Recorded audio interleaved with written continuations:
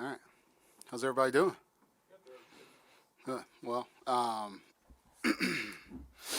just appreciate everybody coming out today and kind of getting this opportunity to get a chance to talk to our guys, kind of open up the season maybe officially or getting closer to official. It's 13 days away. So the closer we get, like the more hair you lose as a head coach in terms of like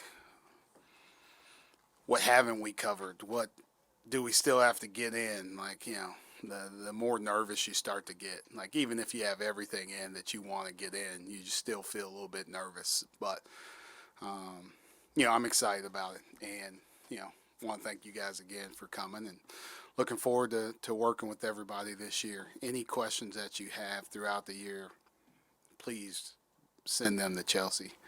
Um, that's anything. That's like style of play. That's the amount of threes, free throw percentage, rebounding, cooking ideas, any of that stuff. I'm excited about our team. I like our team. I think every coach in America will say that right now, right? If you don't, I don't know what today is, October 25th. If you don't like your team on October 25th, it's going to be a long season, man.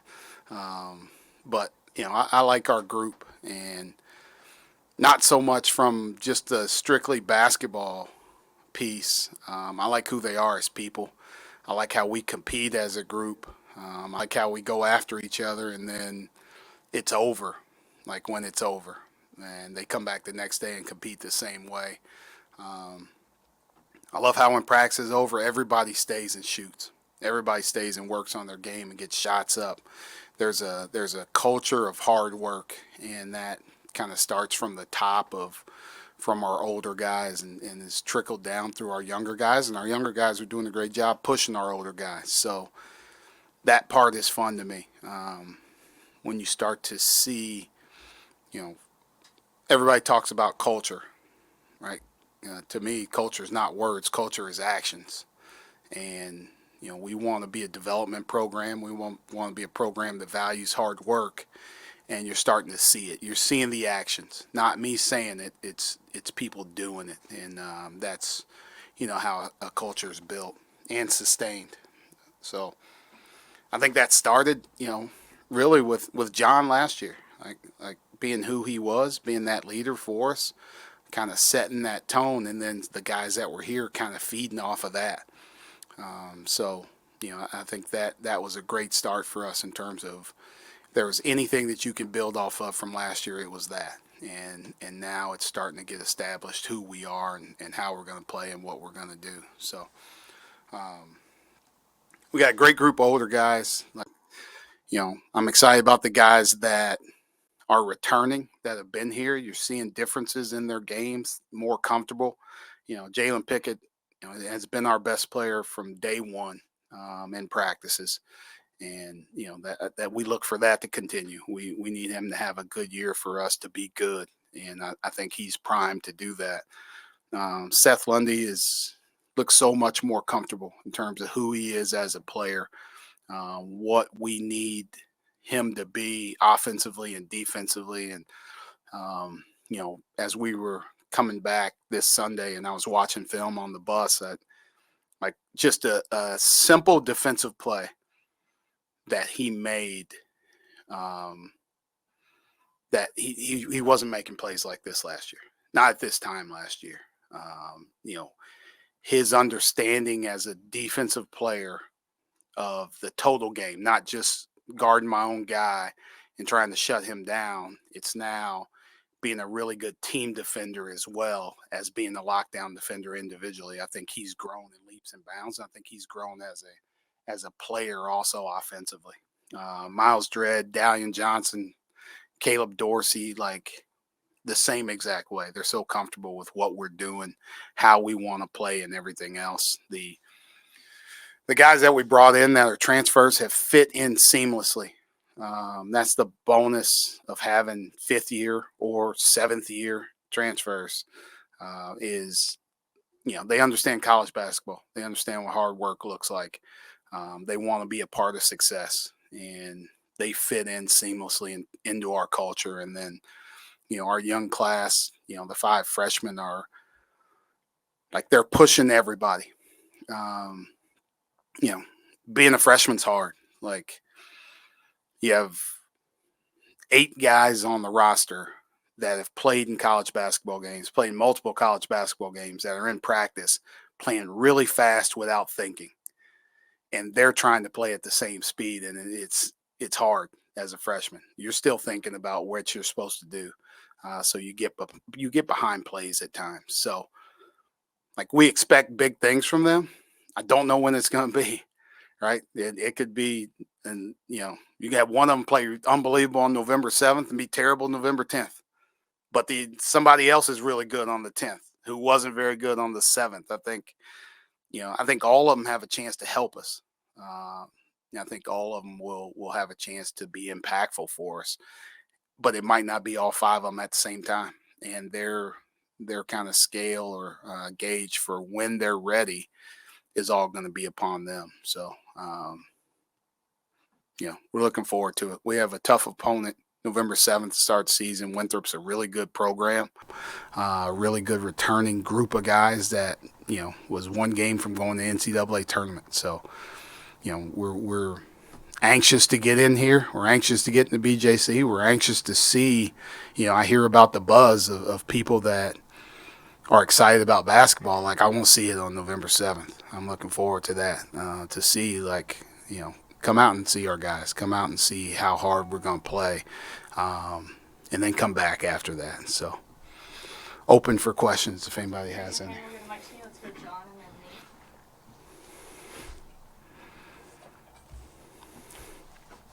Nate. Hey, Mike, how are you? I'm great. Great to hear. We saw Keba's physical transformation this summer.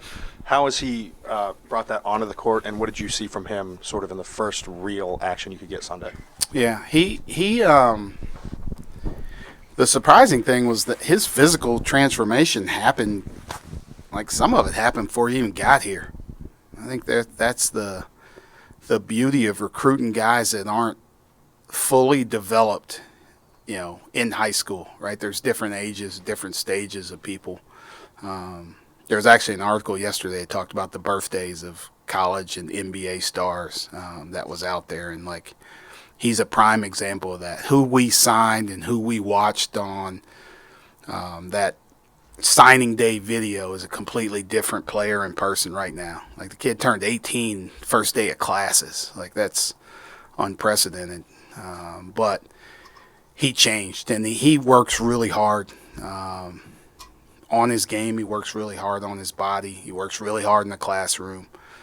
He's going to be a good player for us. I don't know when. Right? He's still a freshman.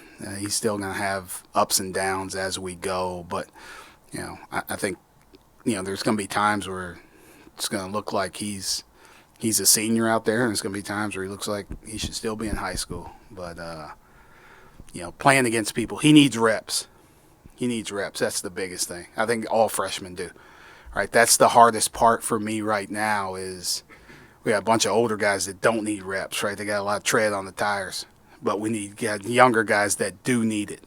So how we formulate practice plans, how much we play, how much we do is tricky because, Jalen Pickett played 9,475 minutes last year. Right, he doesn't need to be doing every single drill in practice, but Evan Mahaffey does, Keba Jai does. So, figuring that out. So those guys need reps. They'll make mistakes, but hopefully these older guys can cover for them until they can be mistake free at some point in time this year. Nate and then Mark. I think that lends itself well. Do you have an ability to speed the process of cohesion?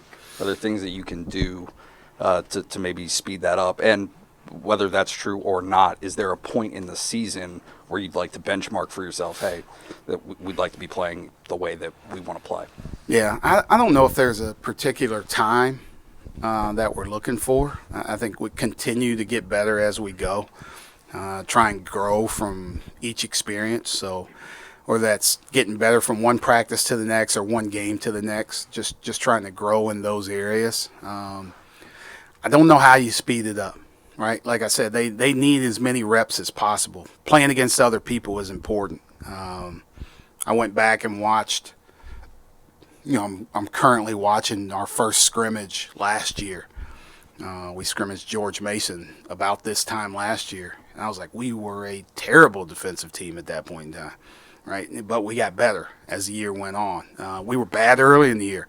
All right, you watch this. UMass torched us. And Ohio State came in and torched us. Like, we got better as it went on, but playing other people helps. And I think that helps us. We have great cohesion off the court. So I believe we're not where we need to be from a technical standpoint. But I think from a trust standpoint, we are. I don't know, like, you lose games late, and, like, that's where you see the cohesion of a group, right? Like, you get late in games when you really trust each other, when you really believe in each other, you pull out some late game victories. That's probably where our team was hurt the most, right? We didn't have the full summer kind of COVID-free where we could do a bunch of things together. Guys were arriving at different times throughout the summer. We had almost everybody here the whole summer. So we went 8 weeks where we're doing stuff every single week. Excuse me. Just building off the court who we are. And I think that's celebrated. Like, the little things, like, I don't know, you guys may see, like, anytime somebody does something on Instagram, everybody posts it. Like, that's like little stuff. It's stupid stuff. But it's genuine in terms of our guys. Some people just do it just because, right? I'm supposed to. They said it. They told me to. But, like, they do it because they really like each other. They really believe in each other. They really want to see each other succeed. And I think that was built through the summer months. Can you speak to Evan's versatility and, how many different areas can you play him, and how helpful is it to have a player like that depth-wise, or if he starts whatever, but just be able to plug in and play him just about anywhere? Thanks. Yeah. When you see him, Mark, if you ask him questions out there, tell him I said to stay down on shot fakes. I love his versatility, his ability to play a bunch of different positions, his ability to think on the floor and play fast. He gives you a different dimension where he can guard on the perimeter, but he can also come from the weak side and block your shot above the rim. And it gives us more flexibility defensively. He helps some other guys that, maybe not as mobile as a defensive rebounder, where he can track down some rebounds all over the court. I think those things will stand out. I think for him to help us early, really all of our freshmen, the biggest thing for him, I was like, hey, make these older guys better.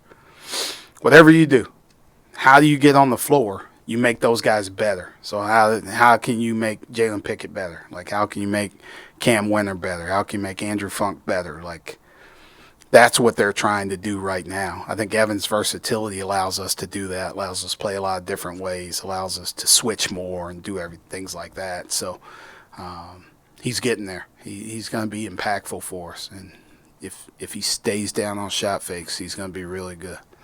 Andrew and Ben. Back here. Well, we saw you guys practice about 2 weeks ago. One thing that jumped out to me was size. You guys significantly bigger than you were a season ago.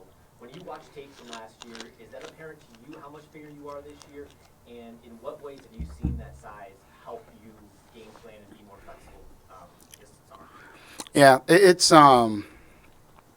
and the crazy thing is, I still feel like we're pretty small. Like, you'll start to see us as we go. I think that's throughout the years when you start to see our recruiting classes. We have our skill level where we want it right now with this team. Now we start to add the same skill level in bigger, longer, more athletic guys. So I think as you start to see some classes come in, you want to see that more because of that versatility, right? That's when you want to really be kind of a terror for people defensively and offensively when you get to that. I think the size and the versatility helps us. You guys, no secret that I don't think you combat true size with bad size, right? Like, you don't just Zach Edey's 7'4". Let's go find a 7'4" guy at the mall and throw him on the court. Like, it's probably not going to work. He's still going to have an advantage on both ends because that guy can't play. So, like, what can we have at our size that we can get to combat what they do? So whether that's size on the interior or size on the perimeter, all those things are helpful in terms of what we're looking for. So we're not there yet. We're getting there. But, I think when you see us get off the bus, at least we look like a Big Ten team. How's it going, Micah? That's great. How are you doing? Good to see you again. I know. I'm just following you around the country, or you're following me. Kind of going off the big stuff. John gave you, for whatever his strengths or weaknesses were, a guy to lean on in that area, and you know as well as anybody how much the Big Ten relies on big guys in the interior. How do you balance getting Keba sort of ready without, throwing him head first into the fire and worrying, not maybe about his confidence, but just sort of that balance of he might be your best option in some regards, but also he might be the most raw? Yeah, it's it's quite the challenge. Like, just because you need different things from different people, and all of our guys, like John was awesome, and the crazy thing is nobody ever got back to me. I sat up here. I started this early last year about the John campaign for a 6th year, and like the Big Ten, like Penn State administration, like you guys never helped me. Like, nobody signed the petition to get him back except for me. It was like a petition of 1. So John's in Spain, and unfortunately I don't get to head coach him this year. Appreciate you guys. But like Keba is he's what we got, right? Like Meach is what we got. Caleb, Mikey, whoever it is, but they can't be John. Like, it's impossible. I don't think anybody is. He's one of one in terms of how hard you play, how physical he is, how smart he became. Now it's about getting those guys to that point, and it may not be on. I get my dates mixed up, but in our first Big Ten game in December. Right, he might not be exactly where we need him to be, but like, can we get him better in December, in January, in February, and like, he needs to keep ascending, right? There can't be like a freshman wall where it's just like, all right, this dude is done in February and he's got nothing left for you. We got to keep him growing and keep getting better and better. So now you see him at the end of the year, you're like, wow, he's made a difference. I think our team got better in that way last year. I think individually we can do that. These guys they have a thirst for learning. There's more guys that come up and watch film this year. I think that starts, like, I tell those guys all the time about, Jaden Ivey, like as a freshman, how much he came to watch film. And he started the year really slow. And then he got better, and then he got better, and then by March he was averaging 20 points in the tournament, the Big Ten tournament, in the regular season. Like, these guys watch film, like, every day, whether it's on, after practice, off days, before practice. They're learning on the court, they're learning off the court. So I don't think it's a confidence thing. I think, it's our job to continue to build him up in terms of who he is as a player. But, yeah, there's going to be really good guys out there. He's going to see some firepower that he's probably never seen before.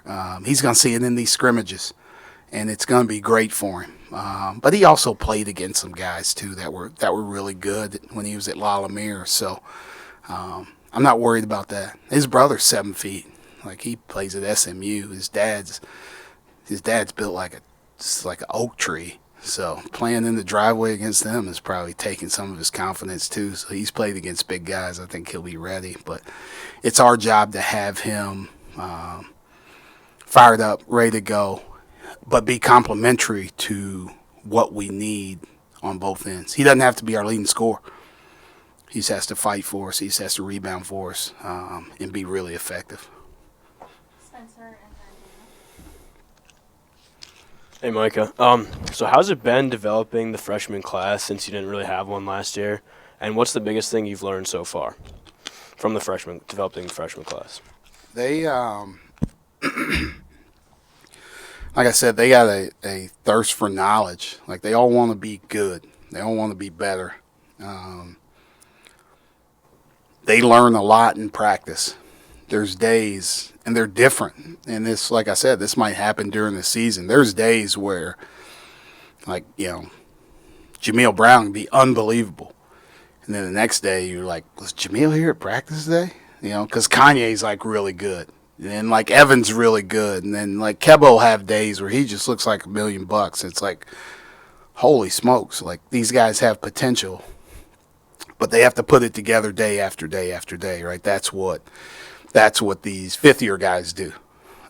So that's their challenge. Their challenge is none of these guys have ever had to, like, not start a game.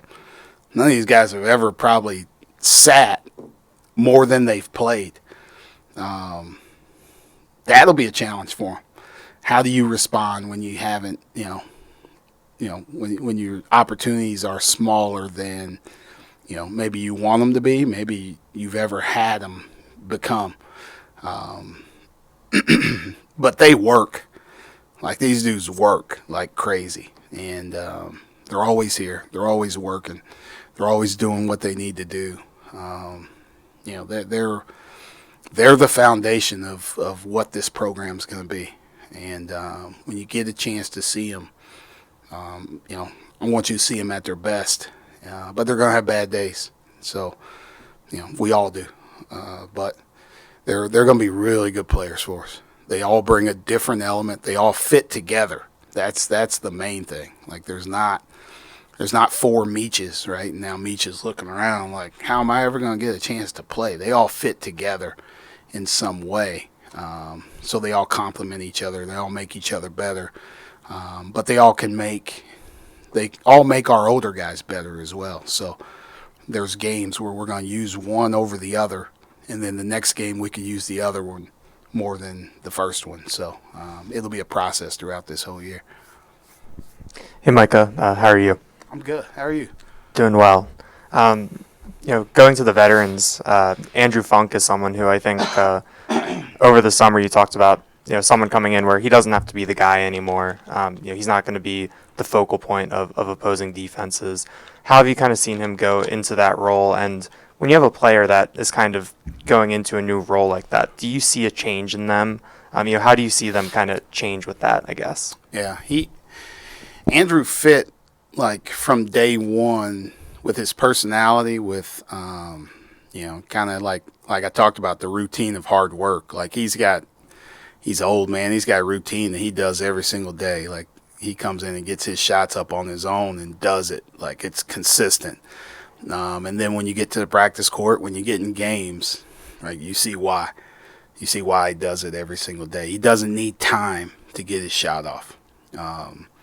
He's probably never gotten this many clean looks since he was playing with Colin Gillespie in high school, right? Like, you go from being number one on the scouting report down a little bit, down a notch or two.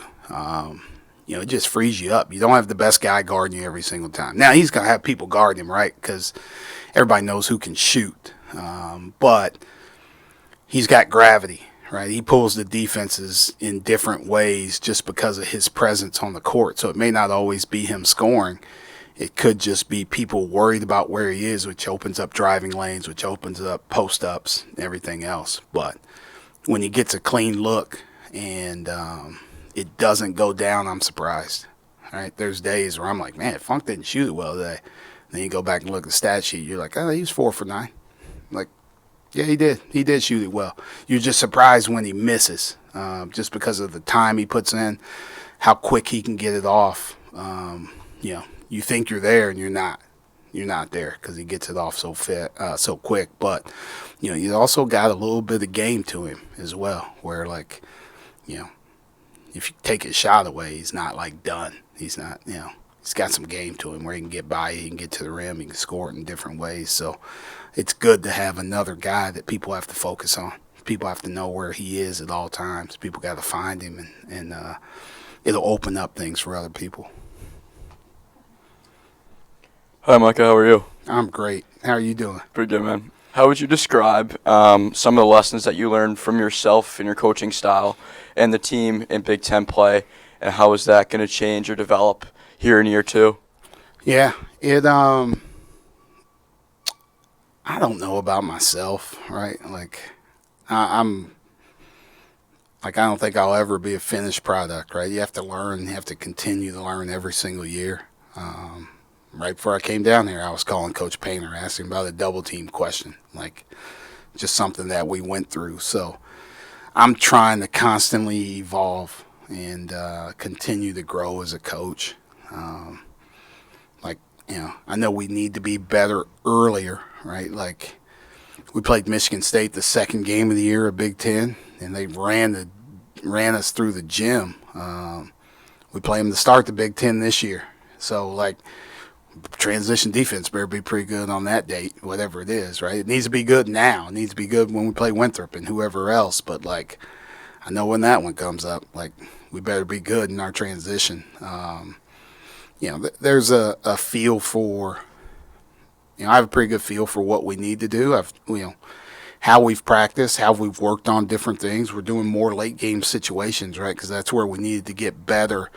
Let's get as many of those in as possible and work on all of these in different ways where it's, not just our older guys, it's our younger guys that are getting better at this. And now there's things that I'm trying to think of as well, or even with our staff, like, just talking to them about how they can help me in late game situations. So we've gone through it all together. So you feel better going into this next year. Still probably won't be perfect. I hope we will. But just be better. Just be better, especially late games, closing things out. Put us in a different position in the standings. Micah, how are you? I'm good. How are you? Good. Kind of piggybacking off his question, you've got a year under your belt now. What are some of the biggest takeaways from last season, and how do you feel, if any, you've evolved, during that year in terms of like your coaching philosophy or your approach to things? Thanks.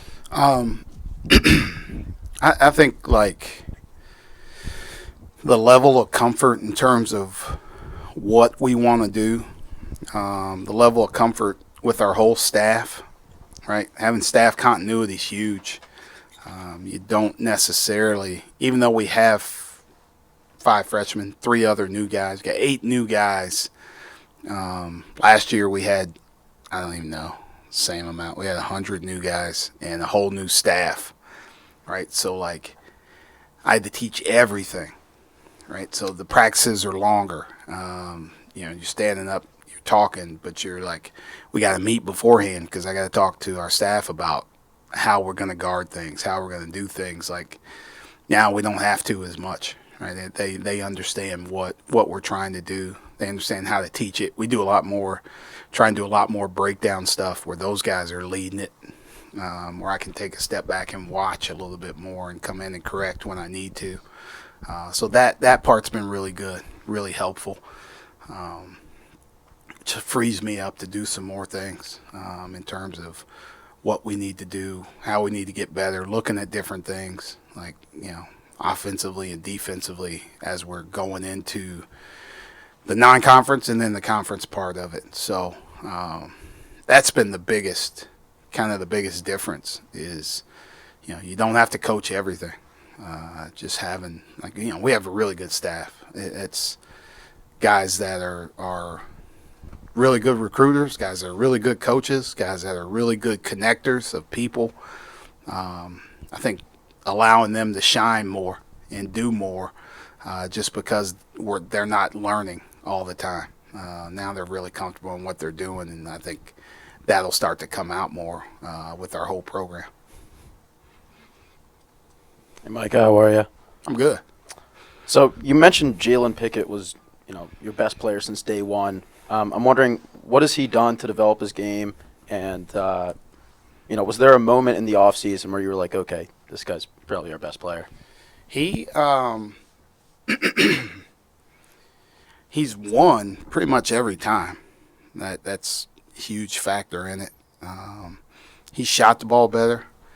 I think just his overall confidence as a player is starting to come back. Right? Where there was a little bit of timidness last year at the start because everything was new.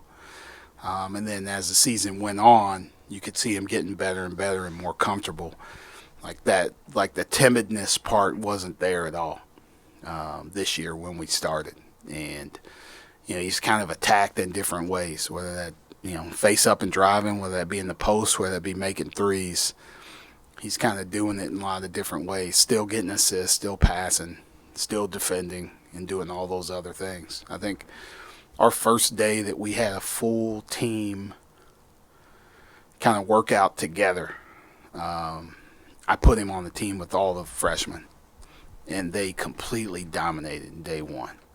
It was like eye-opening. But he was so good, right? Like the other guys didn't have to do much. Stand out there and make shots or drive, when he drew a bunch of help. It's been much more even since then, as we mix things up. But that was really eye-opening on day one. He prepared his body. He's doing more in the weight room. He's doing more with his strength and flexibility in the training room. I think he wants to be better, and I think he's prepared his body to be better, and I think that's really helped him as well. Time for one more. Micah, where are you guys at from a team health perspective, and how do you manage? I know you said about maybe Pick and Funk don't need every drill, but how do you manage that leading up to the opener? Yeah, that's we're pretty healthy for the most part. I think we've had guys banged up here and there, so there's guys with a little bit here. Like Miles may have like a calf injury or Funk's shoulder or like nothing that's really kept anybody out of practice. Where guys have missed maybe a day and then been back.